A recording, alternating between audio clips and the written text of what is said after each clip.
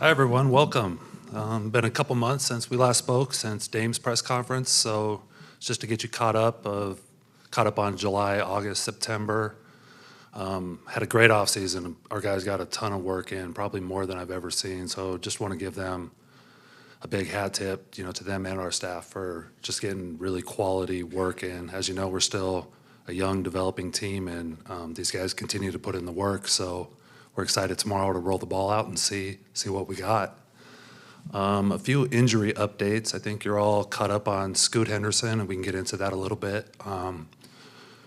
Tore his hamstring last week in some scrimmages, just 5-on-5 open pickup games. Disappointing, of course. You never want to see a guy go down, but Scoot's resilient. We'll get through this. Hopefully won't miss too much time. Hamstrings are tricky. We gave a broad timeline on it. We said 4 to 8 weeks. I've been told, it could be as quick as 4. It could take as long as 10. And sometimes, if they're stubborn, he won't feel right for even longer than that. So we're just going to rest and rehab and really be diligent about getting him back. And we'll, of course, be smart with, the tempo we bring him back at. We're obviously thinking big picture with Scoot. Other injury things. Robert Williams, he had a good summer. He had surgery towards the end of last season, so all summer long we've just been rehabbing hard, getting that strengthening back to where it needs to be, getting that balance in order.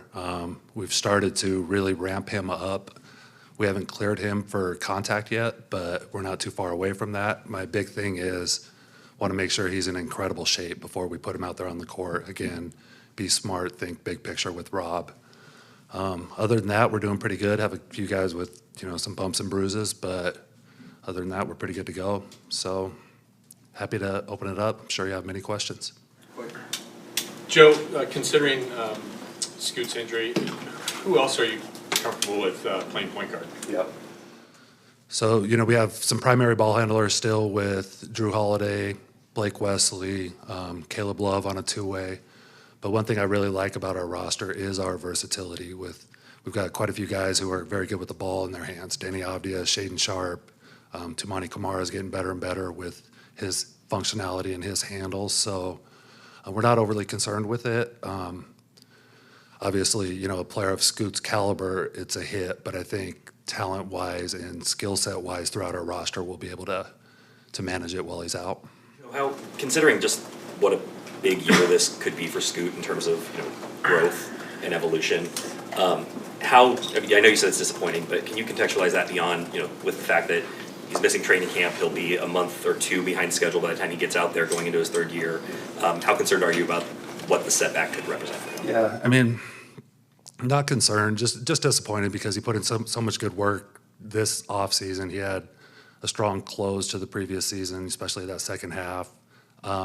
So you just wanted to see him hit the ground running. The nice thing is he's been a part of everything we've done this summer. He'll still be a part of, all the new stuff we're implementing. He'll be right there learning it. So it's just getting the rust off, and that can be, a little clunky. It's funny, we dealt with this the previous 2 seasons. Anthony 2 seasons prior when he did his thumb first game, Shaden shoulder first practice last year. So you forget about those things because, they did get back in a timely manner, and the rust came off pretty quickly, and I expect the same with Scoot.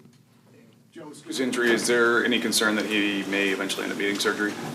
Everything the doctors are telling me right now is no, he won't. It's just rest and rehab. Of course, if there's a setback, that changes things, but right now it's looking very strongly that it won't need surgery. Joe, with the sale pending, Dwayne said when he was in here that he's gotten a chance to talk to Tom Dundon a little bit. Have you gotten a chance to talk to him, and what have those conversations been like? And then also, assuming the sale doesn't close, let's say before the trade deadline, is it still Jody and Bert that are signing off on whatever you're doing, or is Tom going to be involved in that kind of decision before the sale closes? Yeah. Yes, I've had the opportunity to meet with Tom a few times. Again, like Dwayne said, it's some early diligence, just get to know each other meetings, really positive interactions. Really like his mentality and what he's going to bring to the table, and I think he's going to be great for this franchise and this city. As far as how things will work until Tom officially takes over, it's pretty clear. Jody's the chair, she's the owner, she's the final decision maker until that actual transition happens, which we're forecasting sometime, next spring. What do you want to see from Young this season? And then do you have a plan for the two-way spot that you have open? For Hansen, really it's just day-by-day improvement. And, it's hard for a rookie in this league, especially a rookie who comes from international play, who hasn't played, other than 4 summer league games for him. He just doesn't have a lot of quality NBA reps yet. So it's more come in, build confidence, do your thing, get better and better day by day. With him, he has external things that he has to work on as well, of course, just even the English language and these types of things. So really it's just pouring into him on a daily basis, refining his skill set, getting him acclimated to our system, understanding and learning what his teammates are capable of. But with that, we're confident in his abilities and excited to see him come in and compete and potentially, win a spot in the rotation. Joe, big picture, what are your expectations for this team this season? Mm-hmm. This season, a little like last season, where I think we still have a lot of growth left in us, and so I want to continue to see them develop. But because of last season, I thought we took a really nice step those last 41 games, where not just in wins and losses and functionality, but in our quality of play, establishing our style of play, establishing our identity. I thought we did a lot of those things where we became really defensive-minded and understood that this is the way we need to play in order to win basketball games. So for us, I want to see us just continue to make those steps. We've got big bets on over a handful of young guys. Those guys some have popped more than others. They all need to collectively keep improving.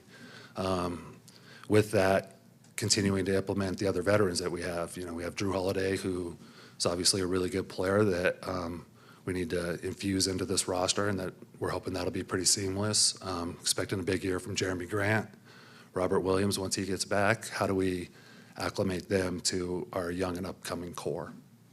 Joe, building on your saying about Hansen's day-by-day development, do you anticipate he might spend some time on the remix as part of his, growth? I don't know yet. His big picture development is the most important thing for us. If we're finding that he's not getting enough playing time or minutes with the Blazers roster, I'll be very open-minded to getting him to the remix and just getting him as many repetitions as possible. At this stage, I haven't thought about it a whole lot because I'm more focused on, okay, how can he help the Trailblazers? But we'll be mindful, even if it's a 2-week stretch where he's not getting a lot of minutes, maybe it's okay, go play for the remix for 2 or 3 games just to keep your conditioning up and also, like I said, get more repetitions. So it's a huge asset having a G League team, especially one here in Portland where we can bring him back and forth. We'll definitely be really focused on getting him as many reps as possible. Joe, can you recount, was there a moment or a time where you kind of fell in love with Hansen, or that he really got on your radar? Our scouts did a terrific job identifying him early, and they also did a terrific job of educating me on his game. So really it was that over the course of that 23-24 season, a season before he declared for the draft, where I would get, every time he played, I'd get a big video edit of Hansen and, of course, watch it. And we just, over time, really grew to appreciate his game. And that book of knowledge that we acquired, or, just having that sense of comfort watching him over and over and, doing all the background work we did, it made it easier to, take what some would call a reach at 16 on him. We just had the confidence that, hey, we know this guy's game, we trust his abilities, and we're excited about him. Was there any one performance that stood out that really kind of sold you, though? I mean, his play in the under-19s, where he's going up against high-end prospects and holding his own. Alex Sarr and some of those kids on the French team, he held his own in that game, and I thought that was really eye-opening. And then to go and have 2 more good quality CBA seasons after that, it just reaffirmed it more than anything. And then also going into the combine, I thought he did a really good job in the combine at those 5-on-5s. That's a hard environment to play in, especially as a big man. And you can see over the course of those 2 games, the comfort level he had and his teammates had with him, because he's such a conductor. For him to be able, in such a short period of time with those guys, be able to start really fueling offense, I thought that was impressive. Joe, you at the Dame press conference last time you talked to us, you said that it's winning time now for the Trailblazers, and moves that you've made, like bringing in Drew, would kind of speak to that. Is that still kind of your approach going into the season? Is the goal the playoffs? The goal is to compete every night. Do we want to make the play-in? Yes. Do we want to make the playoffs? Yes. Do we want to win 16 playoff games? Yes. I don't have expectations, and I won't be disappointed if those things don't happen, as long as we're continually growing. We're still thinking big picture with this roster, knowing that until our young guys are ready to help really fuel winning, we're not going to be good enough, and we're going to take that approach. But with that, we're confident in our abilities. We're confident in the additions we've made. We're expecting to be a quality team each and every night. Joe, on that note, how do you sort of balance the understanding that you need your young guys to take the requisite jumps and adding 2 gentlemen in their middle 30s to the roster this offseason? Like, how do you square those 2 plans? Yeah. Throughout our developmental plan, we've prioritized learning to play the right way. And to do that, we've chosen to put, I don't want to, it's probably not the right word, but guardrails on some of our guys, to where we're not just going to hand them the ball in 36 minutes and say, go nuts, figure it out. We want them to learn to play the right way, to earn what they get, to have accountability in their play. And we've chosen just that approach, with specifically Scoot and Shaden. I think we've seen a lot of that where, when they're playing well, when they've earned their role, they've gotten the minutes and the ball. When they're not playing as well, when their decisions get a little shaky, Chauncey pulls them back a little bit. Some of it is to protect them. Some of that is just to develop them the way we think is best, which is, a hands-on approach. In time, we hope it solves itself. Like, we talk a lot about, you're going to earn everything you get. And in time, you hope that eventually those guys just go get the ball and then never give it back. And, with some of these guys, they're already there, a guy like Denny. With others, it's still going to take some time. Joe, I was curious, did you give Dame any tips on how to be a good GM? It's funny, Dame and I, throughout my career, we've always talked so much about basketball. I've always admired his willingness to learn about roster building, not just scouting and identifying talent, but, I've talked about this, how much time he and I have spoken about the importance of the salary cap and how it works and the creativity that can put you ahead, or, just the necessary function of it for building a, competent roster. So we talk a lot about basketball and basketball theory. Mm-hmm. You brought up, back to the Drew addition, just can you go into thinking of bringing him in and just the depth of what he might provide to the young roster? Yeah. Obviously, still a really good basketball player who, just his versatility on both ends of the floor. Still a premier defender, very, very competent offensive player. So, just adding to the overall talent, we're excited about what Drew's going to do. And, another thing we really liked about him, and this is where we're getting a little more directive in our roster building approach, is we love the fit with our other guys. Drew's somebody who is great with the ball in his hands, but he also doesn't need the ball in his hands. So for us, that's a nice fit with guys who we think can do more with the ball in their hands. A guy like Danny, a guy like Shaden, Scoot, of course. Drew's a terrific complement to them in those regards, where, he can play on or off that ball. So, What's your stance on extending Shaden? I never get too deep into any of these. I want to keep these private between, the player and us. I think, the way we're building this roster and the commitment level we have to all of our young guys, we're very open-minded to, if it makes sense for both them and us, we're very open-minded to, taking this out very long-term.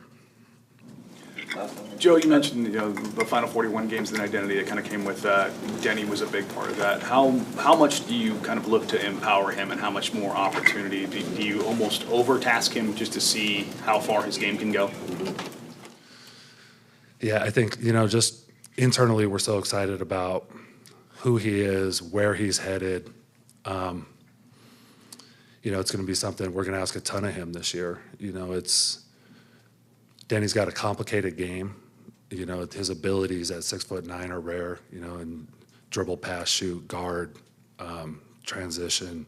All the things that he brings. So, with him, there'll be a little bit of guardrails as well. Like, we're still trying to shape him in or help him get to where he needs to be as a player. But with that comes empowerment, and I don't see why we won't, continue to empower him like we did the second half of last season, and push it to the limit and see what he's capable of.